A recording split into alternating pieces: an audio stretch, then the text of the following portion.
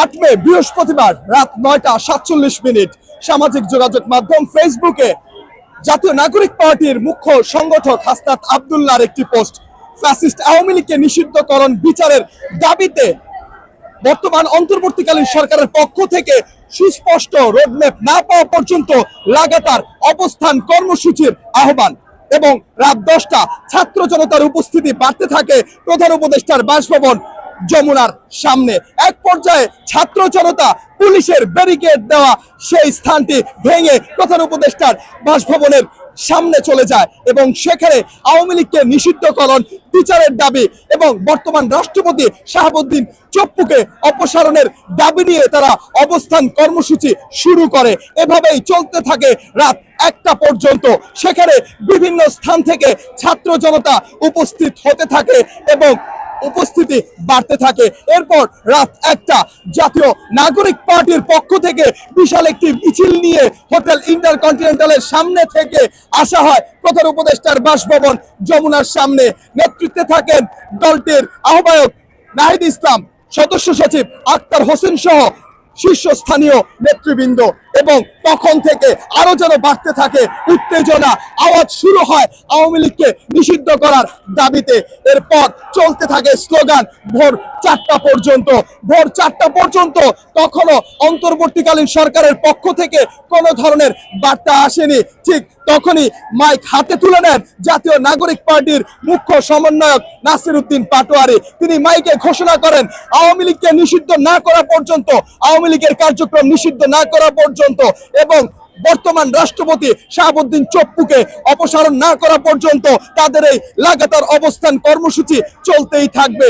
এবং সকালবেলায় প্রস্তুত হবে স্থায়ী একটি মঞ্চ, যেখান থেকে এই অবস্থান কর্মসূচি চলমান হবে।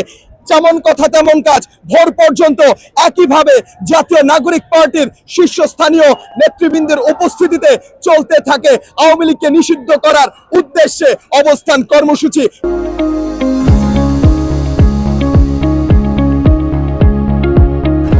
ভোরবেলা থেকে শুরু হয় মঞ্চ তৈরির কাজ এবং সেই মঞ্চ তৈরি হতে সময় লাগে দুপুর 2টা পর্যন্ত। এবং দুপুর থেকে তখন শুরুতেই কোরআন তেলাওয়াতের মধ্য দিয়ে শুরু হয় অবস্থান কর্মসূচির দ্বিতীয় অংশ।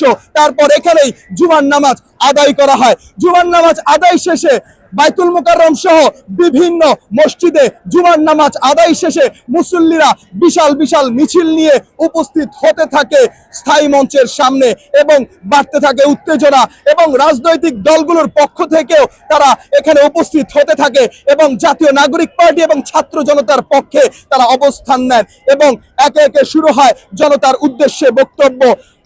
হাসনাত আব্দুল্লাহ, সার্জিস আলম এবং বিভিন্ন রাজনৈতিক দলের নেতাকর্মীরা বক্তব্য প্রদান করেন। এভাবেই চলতে থাকে আন্দোলন এবং অবস্থান কর্মসূচি। বিকেল 4টা হাসনাত আব্দুল্লাহ আবারও মঞ্চে মাইক তুলে নেন এবং তিনি ঘোষণা দেন যেহেতু এখনো পর্যন্ত সুস্পষ্ট কোনো রোডম্যাপ সরকারের পক্ষ থেকে আসেনি, সেহেতু শুধুমাত্র স্থায়ী মঞ্চের সামনে অবস্থান করে বসে থাকলেই চলবে না, শাহবাগ ব্লক করতে হবে।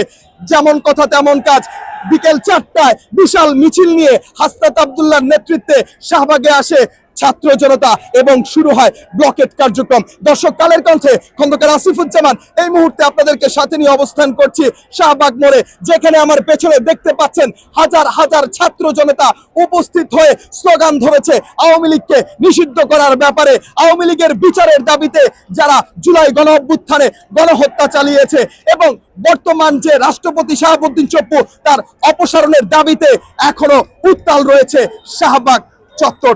দর্শক, এই ছিল শাহবাগ মোড় থেকে আওয়ামী লীগকে নিষিদ্ধ, আওয়ামী লীগের বিচার নিশ্চিতকরণ এবং বর্তমান রাষ্ট্রপতি শাহাবুদ্দিন চপ্পুকে অপসারণের দাবিতে ছাত্র জনতার অবস্থান কর্মসূচি এবং শেষ পর্যন্ত শাহবাগ ব্লকেট কার্যক্রমের সর্বশেষ পরিস্থিতি।